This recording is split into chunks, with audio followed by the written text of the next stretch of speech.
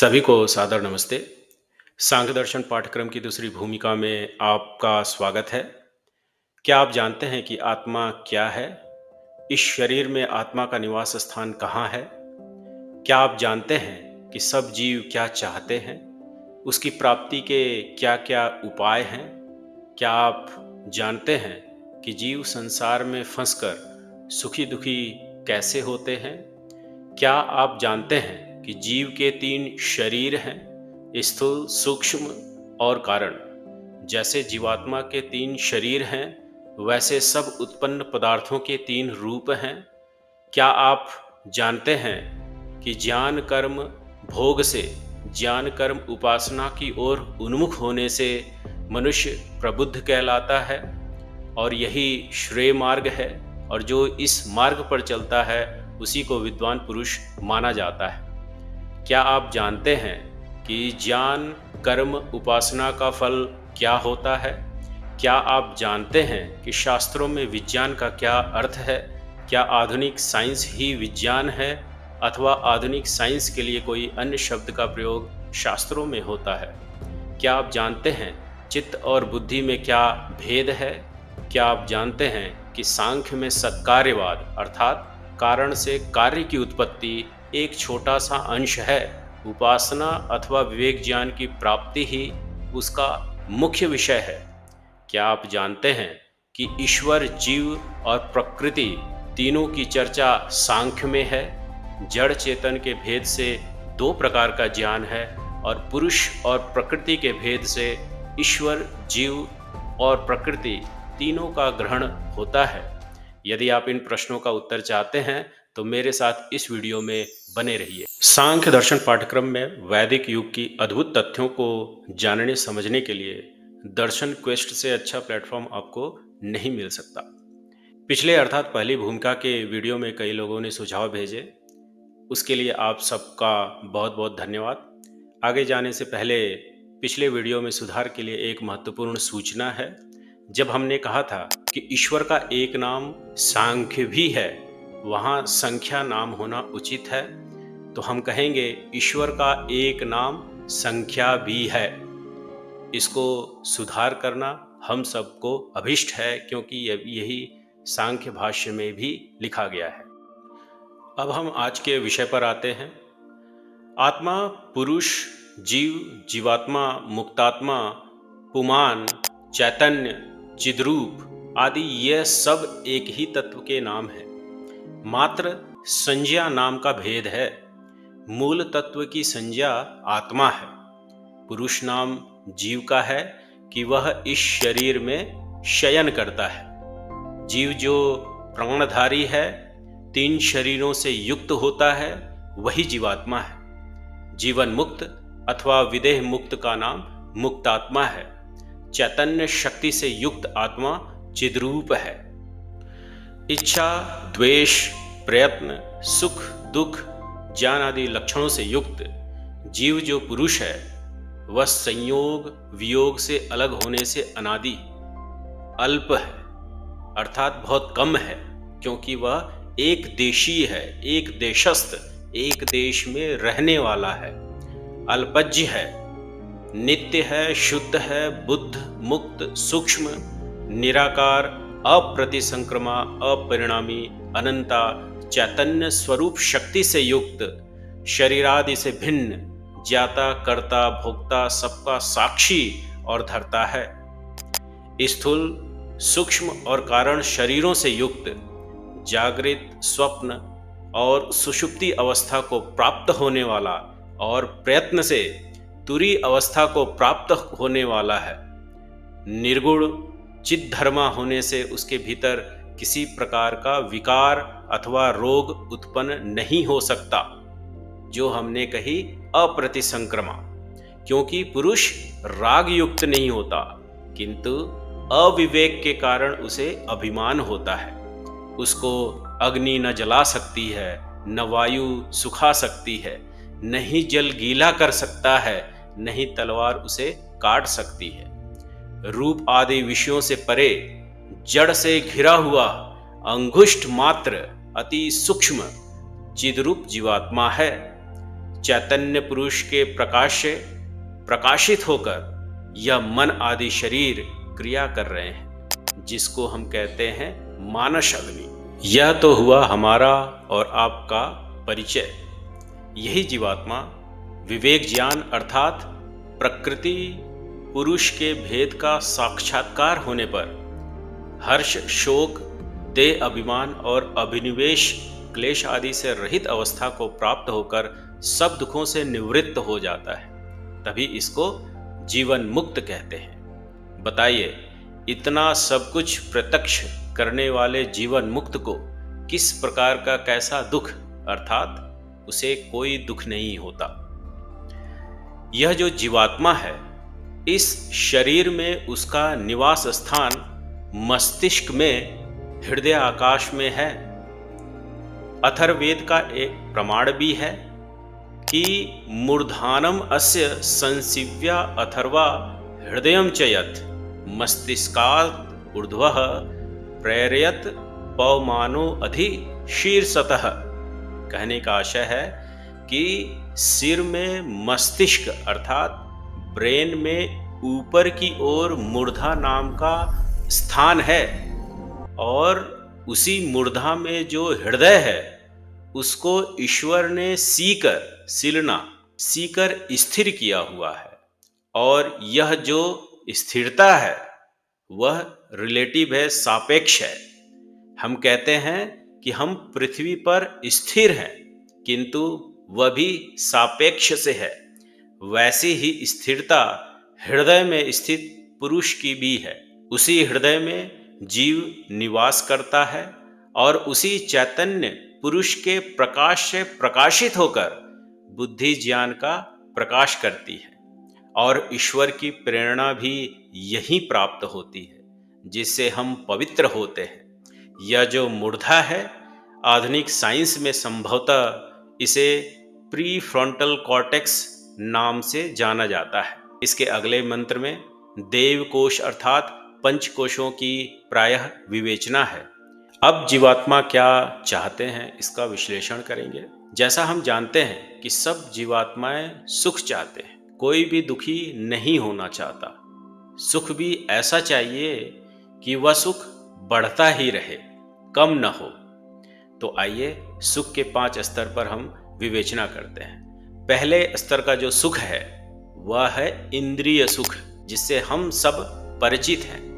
रूप, रस, गंध, स्पर्श, शब्द, इन सब विषयों से जो हमें सुख प्राप्ति होती है उसको कहते हैं इंद्रिय सुख। तो यह जो भोग वृत्ति होती है, जो भोग करते हैं, वह भोग वृत्ति का परिणाम हमें सुख, दुख, मोह के रूप में होता है।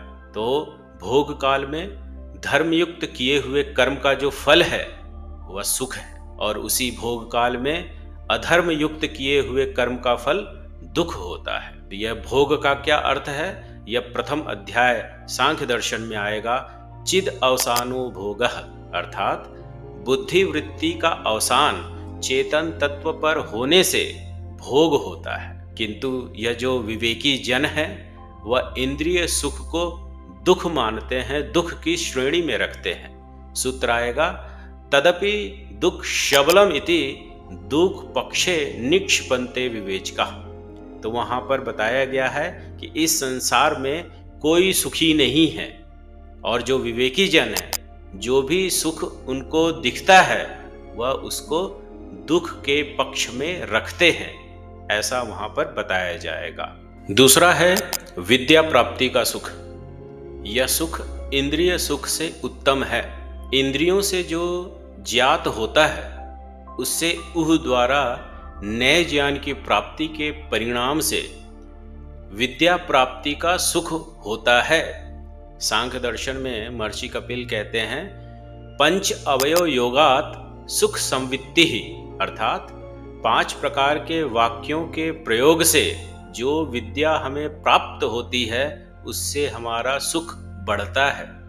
5 प्रकार के वाक्य के विषय में न्याय दर्शन में विस्तार से मिलता है। जो लिखा गया है प्रतिज्ञा, हेतु, उदाहरण, उपनय और निगमन, इन 5 खंड वाक्यों को अवयव कहते हैं। उदाहरण के रूप में ऊपर गई गेंद नीचे ही आती है, उसको देखकर ऊहा से गुरुत्वाकर्षण की विद्या प्राप्त करना इत्यादि। अब यह जो तीसरा सुख है वह है चित्त की प्रसन्नता। योगाभ्यास से शुद्ध चित्त और क्लेश तनु किए हुए उत्तम श्रेणी के मनुष्य के चित्त की इस सामान्य अवस्था से नए सुख की प्राप्ति होती है, जो यह चित्त की निज शक्ति है। योग दर्शन में एक सूत्र आता है, मैत्री करुणा मुदिता उपेक्षाणाम भावनात् चित्त प्रसादनम, अर्थात सुखी दुखी पुण्य और अपुण्य के विषयों में क्रमशः मित्रता दया मुदिता और उपेक्षा की भावना से चित्त प्रसन्न और स्वच्छ रहता है। यह एक प्रकार का सुख है जो चित्त की निज शक्ति है, जिसका उद्भव और अनुद्भव होता है। चौथा है आनंद रूपानुगमात संप्रज्ञात समाधि। चित्तवृत्ति निरोध के परिणाम स्वरूप संप्रज्ञात समाधि की तीसरी अवस्था में शुद्ध चित्त के प्रकाश में अनिर्वचनीय, अर्थात जो शब्दों में वर्णन नहीं किया जा सकता, वैसा आह्लाद होता है। योग दर्शन में इसका वर्णन आता है, वितर्क विचार आनंद अस्मिता रूपानुगमात संप्रज्ञातः। संप्रज्ञात की यहाँ पर संज्ञा सूत्र है, जहाँ पर संप्रज्ञात का अर्थ होता है सम्यक पूर्वक प्रज्ञा की प्राप्ति, जो चित्त वृत्ति निरोध के फलस्वरूप मिलता है। पांचवा है असंप्रज्ञात समाधि। परमेश्वर के आनंद स्वरूप भाव में मग्न हो जाना। योगियों को यह आनंद अत्यंत प्रिय है। यह भी अनिर्वचनीय, अर्थात शब्दों में इसका वर्णन नहीं किया जा सकता, क्योंकि मनुष्यों को इस आनंद का अनुभव बिना समाधि के नहीं होता। इस कारण प्रबुद्ध मनुष्य को दुख निवृत्ति का मार्ग ऋषियों ने दिखाया है कि सब मनुष्य इससे परिचित हैं। अब समझते हैं कि जीव संसार में फंसकर सुखी दुखी कैसे होता है। इसको समझने के लिए संसार चक्र के 6 अरे को समझना होगा। यह है सुख दुख, राग द्वेष और धर्म अधर्म। जब पुरुष सुख दुख का बार बार अनुसरण करता है तो उसके भीतर राग द्वेष के संस्कार बन जाते हैं और पुनः दुख की निवृत्ति और सुख की प्राप्ति के लिए धर्म अधर्म का कर्म करता है। इसको सकाम कर्म कहते हैं और कर्माशय बनने से सामान्यतः मनुष्य संसार में फंसते चले जाते हैं। और इसका मूल कारण क्या है? अविद्या। योग दर्शन में अविद्या बड़ी विशेष परिभाषा रखता है। जड़ को चेतन समझना, चेतन को जड़ समझ लेना, शुद्ध वस्तु को अशुद्ध और अशुद्ध को शुद्ध मान लेना। जैसे मनुष्य का शरीर बहुत अशुद्ध है, फिर भी हम उसको शुद्ध मानते हैं। और सांसारिक सुख में सुख देखना, दुख न देखना, यह भी एक प्रकार की अविद्या मानी जाती है। संसार चक्र अर्थात जन्म मरण के चक्र से बचने का एकमात्र उपाय है, वह है उपासना। हम ज्ञान कर्म भोग से ज्ञान कर्म उपासना की ओर उन्मुख हों, इसकी प्रस्थानत्रयी विद्या कहते हैं इसको। इसमें सांख्य दर्शन का बहुत अधिक महत्व है, क्योंकि ज्ञान कर्म उपासना का फल विज्ञान होता है और यही ज्ञान कर्म उपासना और विज्ञान की प्राप्ति, यही हम सब मनुष्यों के उन्नति के 4 सोपान हैं। अब जीव के शरीरों के विषय में जानते हैं कि जीव के 3 शरीर हैं। क्या हैं? स्थूल, सूक्ष्म और कारण। स्थूल में पंचभूत के शरीर बने हुए हैं, जिसमें अणु नाम का सबसे सूक्ष्म पदार्थ है सांख्य दर्शन के अनुसार। सूक्ष्म शरीर में पंच तन्मात्राएं, इंद्रियां, अंतःकरण, जिसमें मनस, अहंकार और बुद्धि है। सूक्ष्म जगत का सूक्ष्मतम पदार्थ महत होता है, जिसको हम कहते हैं महतत्व। जैसे जीवात्मा के 3 शरीर हैं, वैसे सब उत्पन्न पदार्थों के 3 रूप होते हैं। एक गेंद है जो स्थूल है, इसमें स्थूल पदार्थों का मिश्रण है। उसी गेंद के स्थान पर सूक्ष्म गेंद भी है और कारण गेंद भी है, और तीनों एक ही स्थान पर हैं और उसके भीतर भी ईश्वर है। यह विद्या कठिन है, इसको हम सबको प्रयत्न से समझना चाहिए। अब जीवात्मा की तीन अवस्थाएं, जागृत, स्वप्न और सुषुप्ति, और चौथी समाधि में तुरी अवस्था। जगत स्वप्नवत मिथ्या नहीं है, इस पर हम सबको विचार अवश्य करना चाहिए। जितना सत्य आत्मा और परमात्मा है, उतना ही सत्य यह संसार है। हमारे आपके स्वप्न एक नहीं होते। जो शब्द मैं अभी बोल रहा हूँ वही आप भी सुन रहे हैं। इससे सिद्ध होता है कि हम स्वप्न में नहीं हैं। जागृत अवस्था को स्वप्न कह देना यह अपने आप में बहुत बड़ी भूल और अविद्या है। अब विज्ञान का अर्थ समझते हैं। स्वामी दयानंद सरस्वती जी ऋग्वेदादि भाष्य भूमिका में विज्ञान की परिभाषा लिखते हुए कहते हैं कि परमेश्वर से लेके पृथ्वी पर्यंत पदार्थों का यथार्थ ज्ञान और उसका उपयोग करना, यह विज्ञान कहलाता है। सांख्य दर्शन में प्रत्यक्ष प्रमाण के संदर्भ में बुद्धि वृत्ति अथवा चित्त वृत्ति को विज्ञान कहते हैं। हम कहते हैं कि पुरुष बुद्धि का प्रति संवेदी है, अर्थात बुद्धि पर जो कुछ प्रकट होता है उसका बोध पुरुष को हो जाता है। आधुनिक साइंस को शास्त्रों में पदार्थ विद्या कहते हैं, न कि विज्ञान। विज्ञान की परिभाषा भिन्न है। अब बुद्धि और चित्त के बीच में भेद को जानते हैं। सत्यार्थ प्रकाश में स्वामी दयानंद सरस्वती जी ने बुद्धि और चित्त को विज्ञानमय कोश में रखा है और योग दर्शन में आया है कि जब चित्त की वृत्तियों का निरोध हो जाता है तब पुरुष अपने स्वरूप में स्थित हो जाता है। इन दो वाक्यों से सिद्ध होता है कि चित्त पुरुष के निकटतम वस्तु है और बुद्धि और चित्त एक ही पदार्थ है।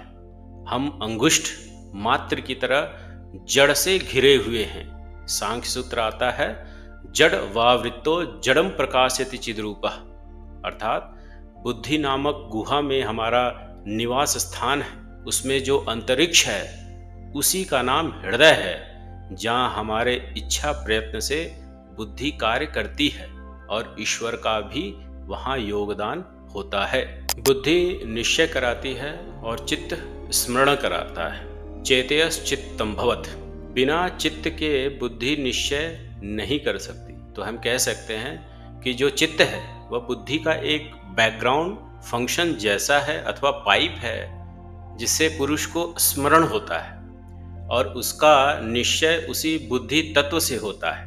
कहने का आशय है कि बुद्धि के सामान्य व्यवहार में चित्त का स्मरण कराने का जो व्यवहार है वह अंतर्निहित है। प्रस्तुत सांख्य भाष्य में आचार्य जी ने बुद्धि और चित्त को एक ही तत्व माना है। वे पहले व्यक्तियों में से एक हैं जिन्होंने एक तत्व मानते हुए दोनों के बीच भेद को भी बताया है। बुद्धि ही चित्त बन जाती है जब वह अध्यवसाय रहित होती है, अर्थात चित्त पर मात्र वृत्ति होती है और उस वृत्ति की एक तानता को ही हम ध्यान कहते हैं। सांख्य दर्शन के एक अन्य भाष्यकार हुए स्वामी दर्शनानंद जी। उन्होंने अपने भाष्य में लिखा है कि कपिलाचार्य बुद्धि और चित्त को एक ही मानते हैं। एक योगाभ्यासी स्वामी योगेश्वरानंद हुए, वे महात्मा आनंद स्वामी जी के गुरु थे। उन्होंने एक पुस्तक लिखी आत्मविज्ञान।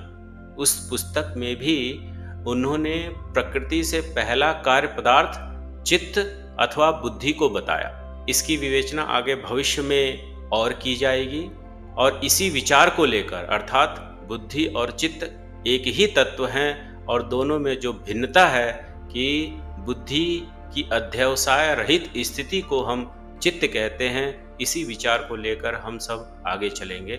यह भी जानना चाहिए कि चित्त की अशुद्धि का क्षय और क्लेश का हनन होना, ये दोनों भिन्न क्रियाएं हैं, एक नहीं है। आपका चित्त शुद्ध हो गया है, इसका तात्पर्य यह नहीं है कि आपके क्लेश भी नष्ट हो गए हैं। उसके लिए अंत तक पुरुषार्थ करना अभिष्ट है। हठ योग के विषय में भी हम सबको समझना चाहिए कि हठ योग और योग दोनों भिन्न हैं। हठ योग योग नहीं है। शरीर को हिलाना डुलाना योग नहीं है, किंतु योगासन में शरीर को स्थिर करके मन को स्थिर करने का प्रयोजन होता है। आज के लिए इतना ज्ञान पर्याप्त है। भूमिका में इतना ही रखेंगे। अगली कक्षा में सांख्य सूत्रों से प्रारंभ करेंगे। चित्त और अहंकार, अहंकार जो विशेषकर संस्कारों को धारण करता है, इन विषयों पर बृहद चर्चा करेंगे किसी अन्य वीडियो में। अब श्रावण मास में सांख्य दर्शन पाठ्यक्रम की इस भूमिका को सुनने के लिए आप सबका बहुत बहुत धन्यवाद। नमस्ते। ओम शम।